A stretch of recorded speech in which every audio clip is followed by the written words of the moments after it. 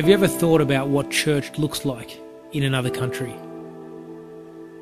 What it would be like to risk everything for simply following Jesus?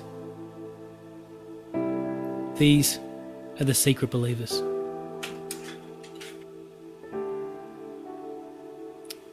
It's 1949 and the People's Republic of China has just been established.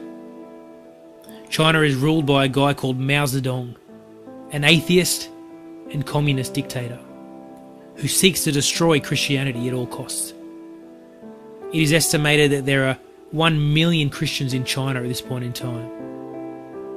And for the next 30 years, they face severe persecution.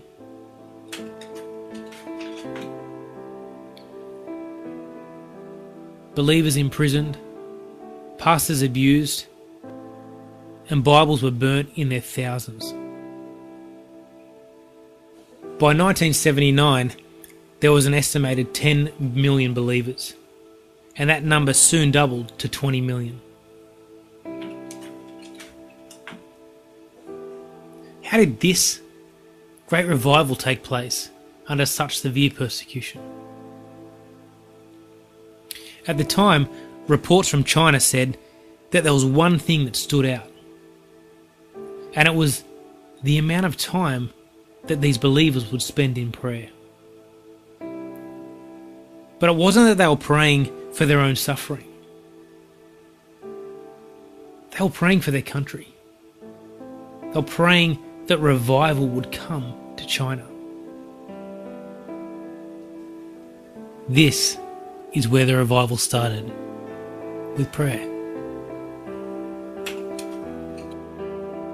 One of the things that really surprised Mao Zedong and his government was that this revival wasn't made up of old people. It was made up of youth and young adults. Young people who could not only see the problems with communism, but could also see the freedom that you could find in Jesus. There were so many believers in China, but nowhere near enough Bibles. Open Doors had a vision of delivering 1 million Bibles in one night. And through prayer and hard work, and against all odds, Project Pearl achieved this. But there was still a thirst for Bibles. Over the last 30 years, Open Doors has delivered more than 40 million Bibles into China.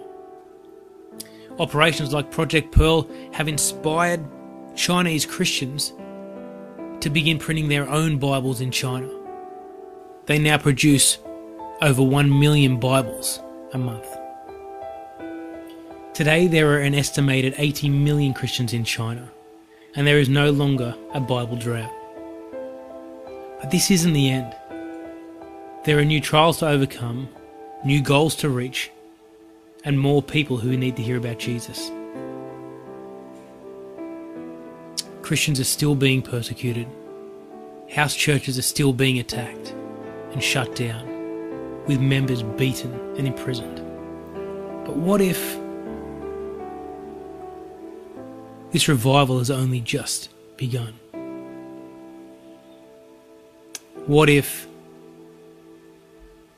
we prayed for revival in other countries? Or revival in our country? Pray. Pray for the persecuted. Pray for those people who share our faith, but not our freedom. Pray for the people who constantly live in fear for simply following Jesus. And pray that we might be inspired to make a difference in our country. No prison, no border, and no door is closed to us when we pray. You see, one of the greatest revivals in the history of the world was built on prayer.